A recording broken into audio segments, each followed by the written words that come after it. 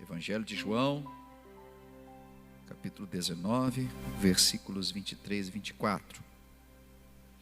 Tem ali também o texto para que você possa acompanhar no telão. Diz assim, ó: tendo crucificado Jesus, os soldados tomaram as roupas dele e dividiram em 4 partes, uma para cada um deles, restando a túnica. Esta, porém, era sem costura, tecido numa única peça de alto a baixo. Não a rasguemos, disseram uns aos outros. Vamos decidir por sorteio quem ficará com ela. Isso aconteceu para que se cumprisse a escritura que diz: dividiram as minhas roupas entre si e tiraram sortes pelas minhas vestes. Foi o que os soldados fizeram. Até aqui o texto para nós meditarmos. Obrigado por estar de pé até agora. Pode assentar-se, acomodar-se. Nós estamos nos aproximando da Páscoa. E por mais que hoje é tão capitalizado isso, é tão fomentado a respeito daquilo que você vai ganhar, do presente, do personagem coelho, dos ovos de chocolate e de tudo isso. E de que eu não estou dizendo aqui de que, olha, não coma ovos de chocolate. Estou dizendo isso. Inclusive eu estou aberto a receber se alguém quiser me abençoar. O que eu estou dizendo é que a Páscoa ficou sem sentido para alguns cristãos. Não estou falando que a Páscoa está sem sentido para os muçulmanos, para os budistas, porque para eles não teria sentido mesmo. Mas se você chegar para um budista ou para um muçulmano e perguntar a respeito da Páscoa, por mais que eles não a comemorem, eles dirão de que é um feriado alusivo ao cristianismo, porque entendem de que Jesus morreu, e segundo eles vão dizer assim, e dizem que ressuscitou. Então os cristãos comemoram a Páscoa. Para nós, cristãos, às vezes nós chegamos para alguém, e principalmente para os jovens dessa época, e a Páscoa se tornou sem sentido, porque não lhes foi ensinado o verdadeiro sentido da Páscoa. Quando nós éramos crianças, talvez alguns dos que aqui estão, no domingo de Páscoa, acordavam pela manhã para procurar ovinhos escondidos, porque desde ali começou algo muito sutil, a tirar Jesus de cena e colocar um personagem, coelhinho da Páscoa. E não vamos demonizar o coelho aqui, porque toda essa sutileza é de alguma forma para apagar a imagem de Cristo, não é para substituir, porque é impossível substituir, mas para tirar o foco de Jesus, para tirar o foco de quem Ele é, do que Ele fez e da importância que isso tem. Assim como na nossa vida, se você for pensar na sua vida cristã, na sua vida de conhecedor da palavra de Deus, na sua vida de alguém que foi levado quando criança para a igreja, e no adulto que você é hoje, talvez Jesus foi se tornando sem sentido para você também, porque te entregaram uma religião, te entregaram um monte de rituais, te entregaram um monte de dogmas, mas nada disso fazia sentido na sua vida. E talvez por isso você se intitulou durante a sua vida que você era um católico não praticante, um evangélico não praticante. E quando a gente fala isso, na verdade é uma coisa muito sem sentido, né? Porque eu posso dizer que eu sou um grande craque de futebol não praticante. Eu sou um halterofilista não praticante. É que eu não sou, é que eu não faço, é porque eu não tenho.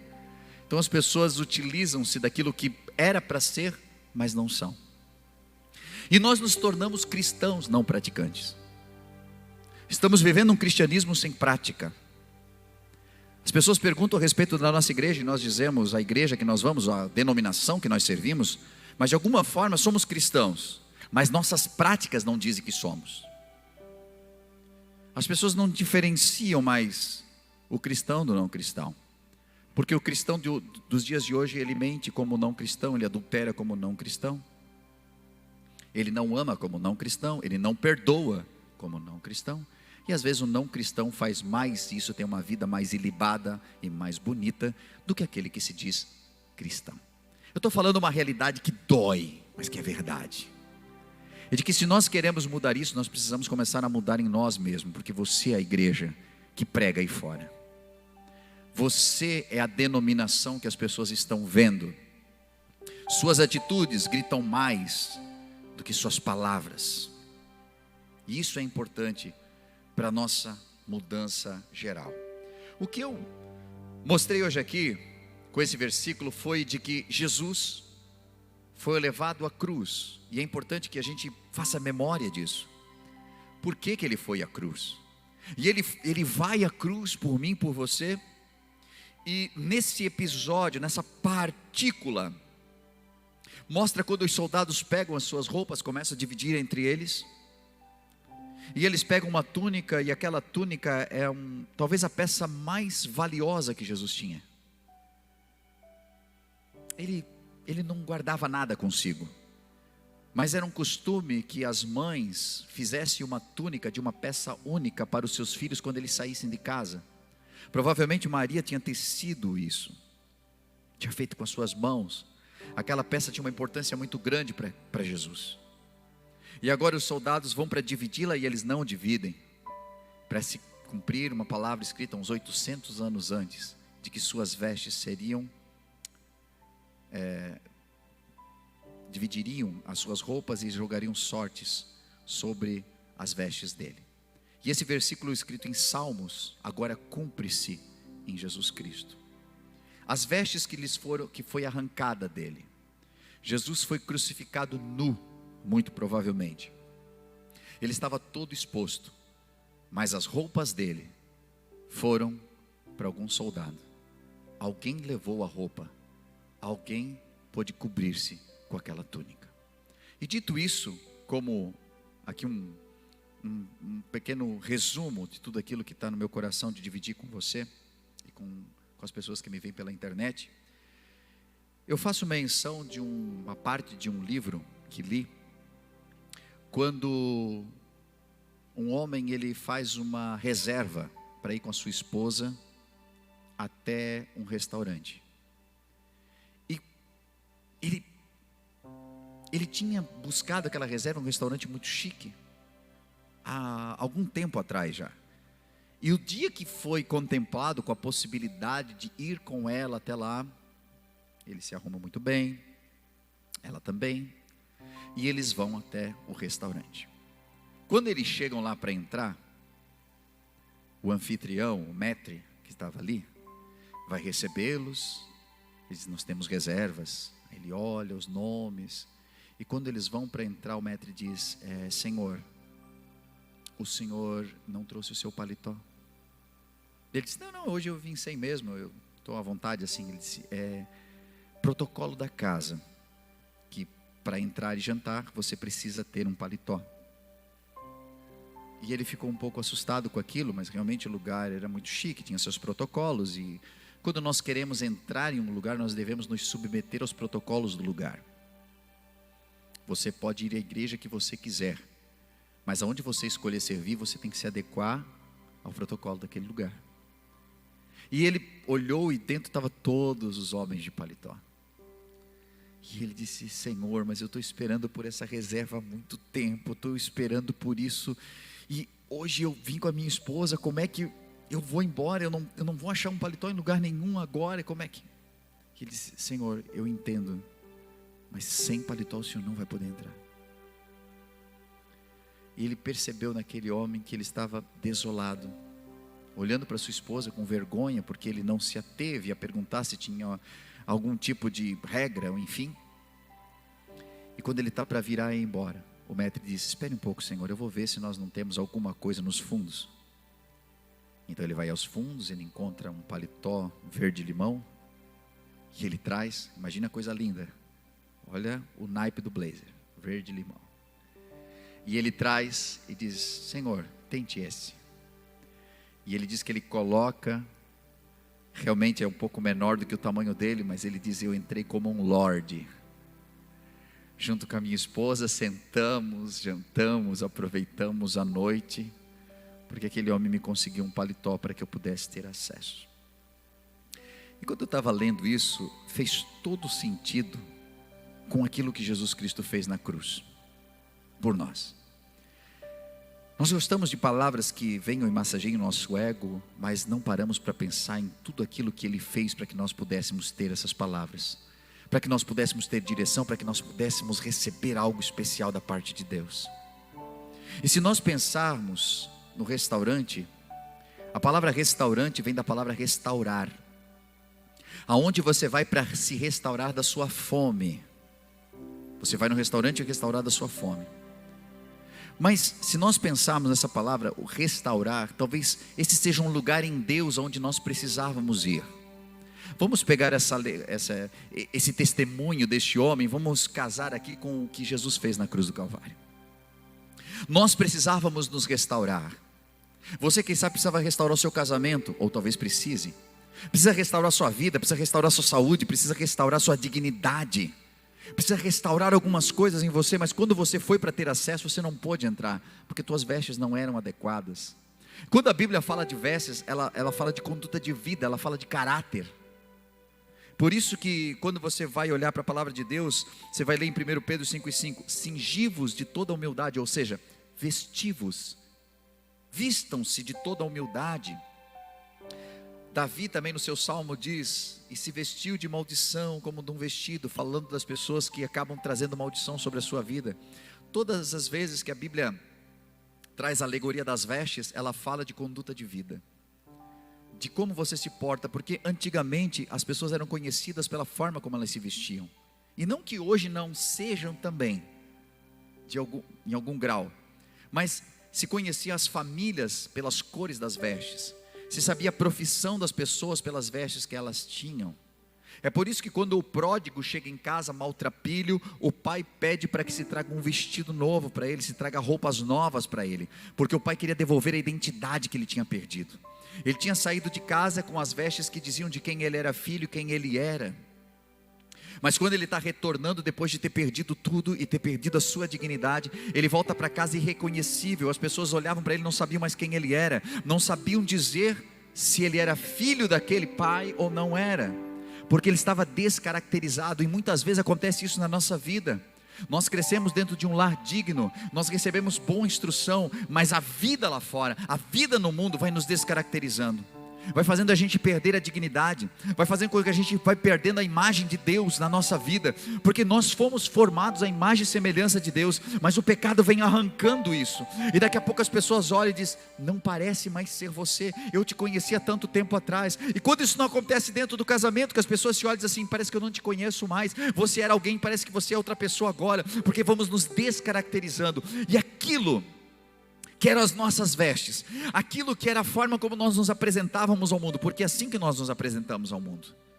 Eu chego aqui, e se eu chegar de terno, gravata aqui para você, por mais que aqui nós não tenhamos o costume, né? Eu estou pregando hoje de all-star e camiseta, nós não temos esse costume, mas quando eu chego, às vezes vem de um casamento direto e tudo mais, eu chego aqui, as pessoas dizem, por quê? Porque o tipo de veste que as pessoas olham e impõem um determinado respeito, ou eles pensam, hoje está vestido de pastor, hein? Brincam assim ainda, porque a maneira como nós nos apresentamos ao mundo, e não que as vestes possam determinar alguma coisa a teu respeito, mas quando te vem, é isso que fica, não é assim? Quando o filho pródigo chega em casa, o pai quer devolver para ele a identidade que ele tinha perdido, e ele diz, tragam vestes novas. Quando vem as vestes da família voltam para ele, ele agora está se vestindo de acordo com aquilo que o pai vê nele. Quando você chegou hoje aqui, eu não sei como você chegou, eu não sei se o mundo tem roubado a tua dignidade, não sei se o mundo tem roubado a imagem de Deus em você, se você tem se descaracterizado, se talvez aqueles que te conhecem nem conseguem dizer que você é filho de Deus ou não filho de Deus, mas tudo que Deus tem para você hoje é uma túnica que te cubra, é uma roupa nova para te entregar, é algo especial que vai te caracterizar de novo como filha ou como filho de Deus que você é.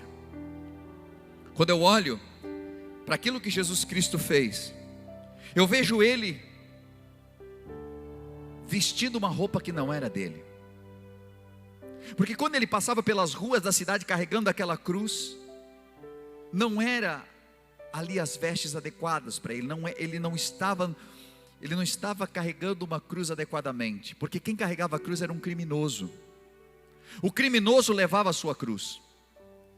Ele carregava a cruz para morrer. Ele carregava uma plaquinha no seu pescoço falando o nome da sua condenação e dos pecados que ele cometia. Só que na plaquinha que Jesus carregava dizia Rei dos Judeus. Rei dos Judeus, esse era o pecado que ele tinha.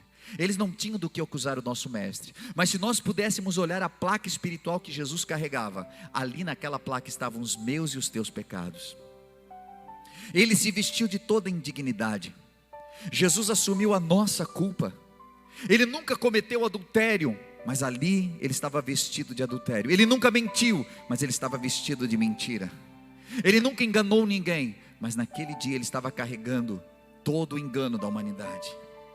Ele se fez maldição por nós, diz a palavra de Deus. Jesus trocou de vestes conosco. Eu me lembro das palavras de Martim Lutero, que disse: esse é o mistério da riqueza da divina graça para os pecadores. Através de uma maravilhosa troca, os nossos pecados não são mais nossos, mas são de Cristo. E a integridade de Cristo não é mais dele, mas é nossa. Jesus pega toda a integridade que Ele criou, que Ele tem nele, e Ele entregou para mim e para você. E é por isso que a Bíblia diz que Ele nos justificou. Ele pegou a mim, pecador, terrível, que ninguém queria. Ele olhou para mim e Ele deu toda a dignidade dele para mim. E agora Ele olha para mim e diz assim: Jota, você é justo. Ele olhou para você e diz assim: você é justo. Não, eu não. Mas Ele diz: você é justo. Eu estou pegando a tua injustiça e estou trazendo para mim.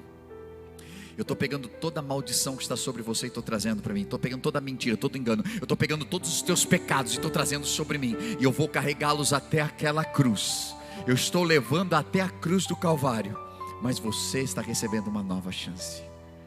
O que aquela historinha que eu falei aqui do restaurante tem a ver com isso? Tem tudo a ver com isso. Porque talvez diferente da história, que havia um restaurante que precisava fazer reserva, que o homem foi até lá com a sua esposa. Quando nós trazemos isso para o mundo espiritual, eu vejo um restaurante que é Deus. Eu vejo um alimento preparado por Ele. Eu vejo que Ele pagou por tudo, Ele fez tudo, Ele preparou tudo, Ele pagou tua passagem até aqui, Ele te trouxe até o lugar, Ele preparou tudo para você. E quando você ia entrar, você não pôde entrar, porque a Bíblia diz que havia uma divisão.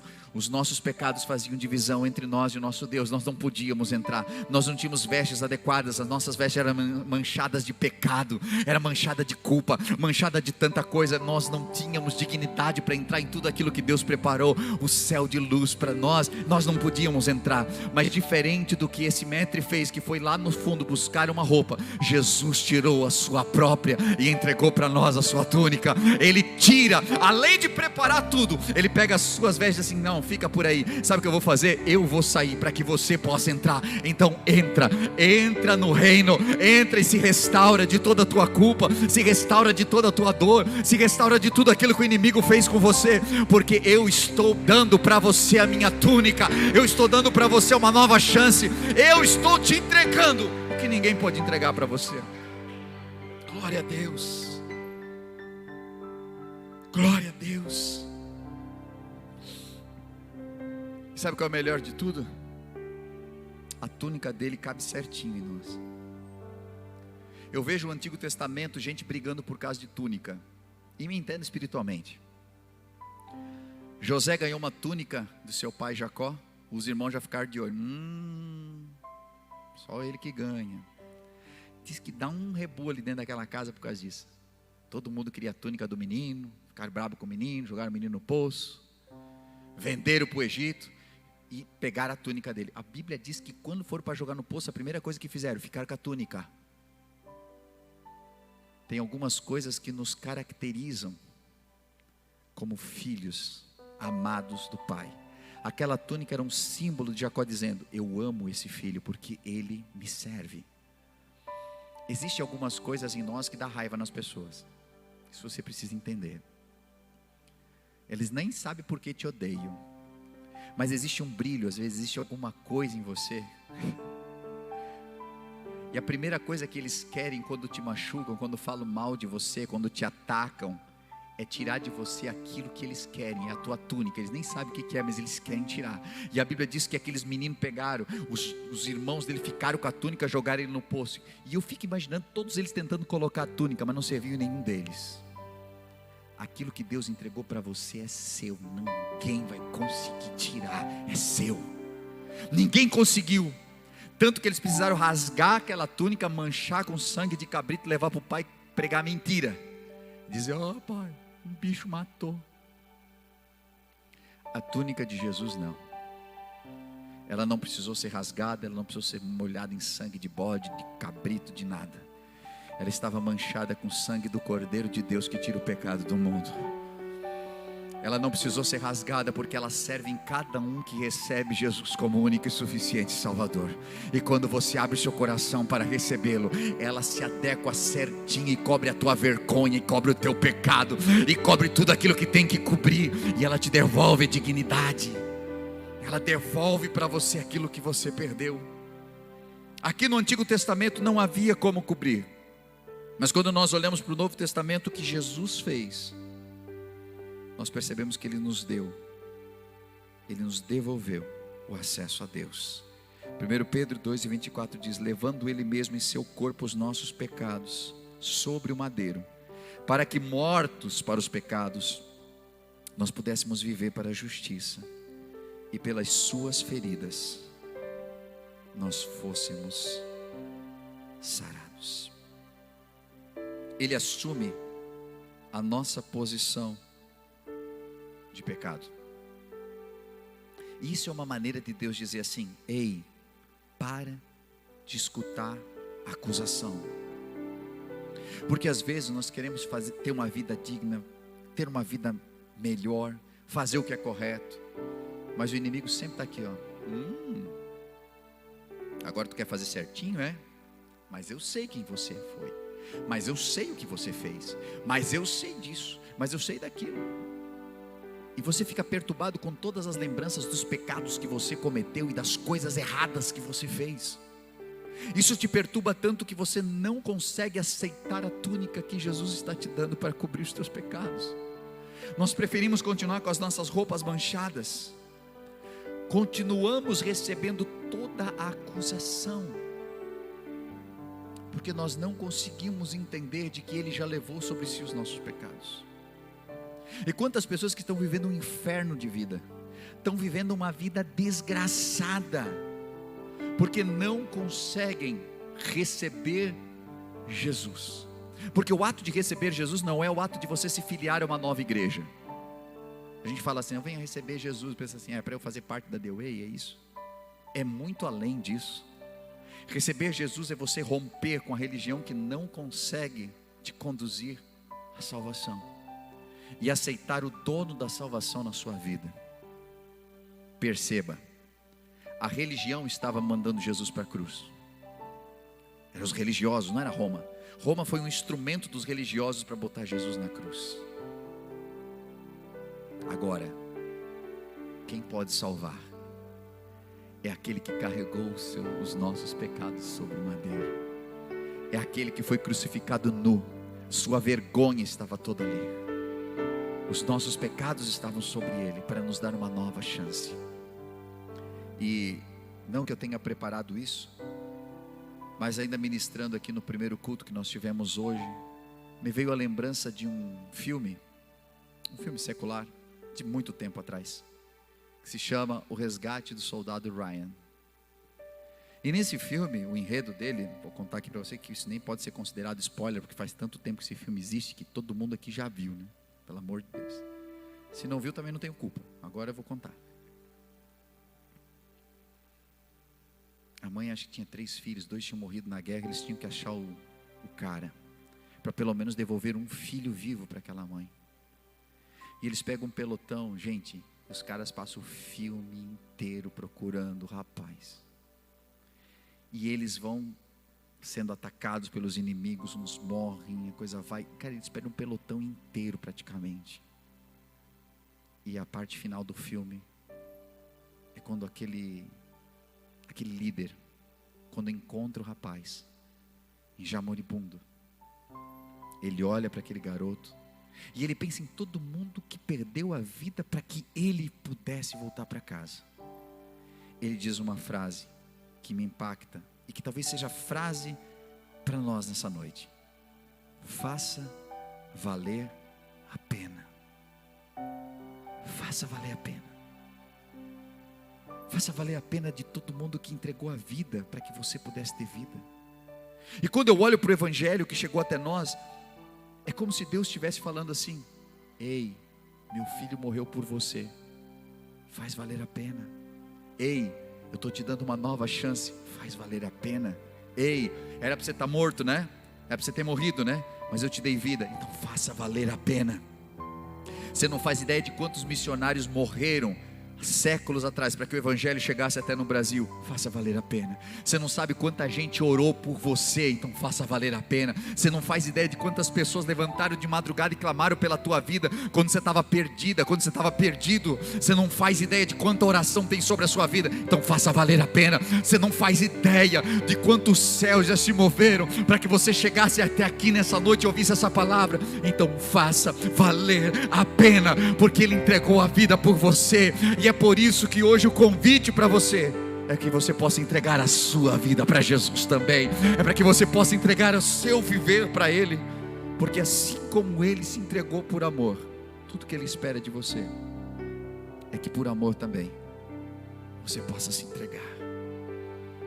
Você possa dizer: agora já não vivo mais eu, mas Cristo vive em mim. Então o cristianismo vai voltar a fazer sentido.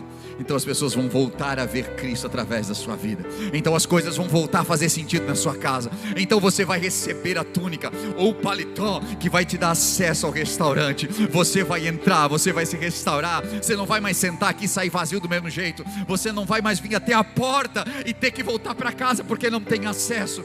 Ele nos deu acesso através do seu sangue na cruz do Calvário. Ele nos deu acesso através do seu amor. E é por isso que na noite de hoje Ele está dizendo para todos: eu tenho aqui túnica para todo mundo, eu tenho paletó para você entrar. Você não vai mais ficar de fora. Eu não sei se você foi rejeitado pela família, eu não sei se você foi rejeitado pela tua casa, rejeitado pelos teus irmãos, ou assim como José até foi vendido. Eu não sei o que aconteceu na tua história. O que eu sei é que de uma vez só, aquele santo, o santo de Israel, Ele trouxe você para junto do Pai. E Ele te deu acesso onde você não tinha. Ele te deu acesso ao perdão dos pecados. Ele te deu acesso a viver sem culpa daqui para frente. Não importa o que você fez, não importa a tua história para trás, não importa todos os medos que você tenha para frente. O que importa é que hoje Ele te justifica e Ele te diz: vem para uma nova história, vem para um novo tempo, vem para algo totalmente novo que eu tenho para você. Você deve ter ouvido uma mensagem top nesse momento. Acabou de vê-la, falou muito com a tua vida, e quem sabe passou no teu coração: uau, eu quero muito conhecer esse lugar, eu quero muito contribuir com essa obra. E nesse momento você pode fazer isso. Estou passando aqui para dizer de que há várias formas de nós contribuirmos na obra do Senhor. Às vezes com nossos talentos, os nossos dons, mas também com a nossa contribuição. Sabe que cada vez que você contribui, seja com teus dízimos ou tuas ofertas, você promove para que o reino de Deus se expanda, para que trabalhos como esse possam chegar a milhares de pessoas, hoje via internet, ou mesmo dentro do ambiente onde nós estamos, aqui na cidade, onde nós temos a The Way Church. Hoje, pelas formas que você vê aí na sua tela, você pode contribuir, seja o seu Pix, transferências, depósitos. O mais importante é que esteja ligado ao seu coração. Nós vemos na Bíblia Sagrada que haviam pessoas que contribuíam com seus dízimos, outras com suas ofertas. Os dízimos muitas vezes ligados a algo que para mim fica mais fácil de planejar. 10% daquilo que eu ganho, eu invisto no reino de Deus. Mas outras pessoas do Novo Testamento já não se atinham mais a dízimos. Algumas delas vendiam tudo que tinham e entregavam. Outras dividiam o que tinham.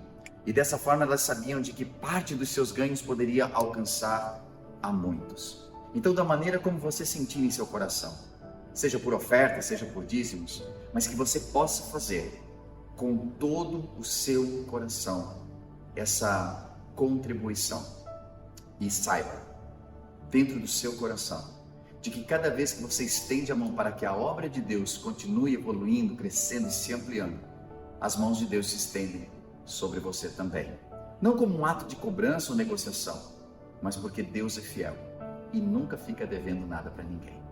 Por isso eu convido você a fazer parte desse ministério, dessa obra, com as suas contribuições. E isso fará com que a gente continue ajudando tantas famílias que cada semana são restauradas, que nos procuram em busca de algo que não encontraram em mais nenhum lugar, às vezes sem esperança. E essa esperança não é levada apenas por nós, mas é levada por você, através do seu amor.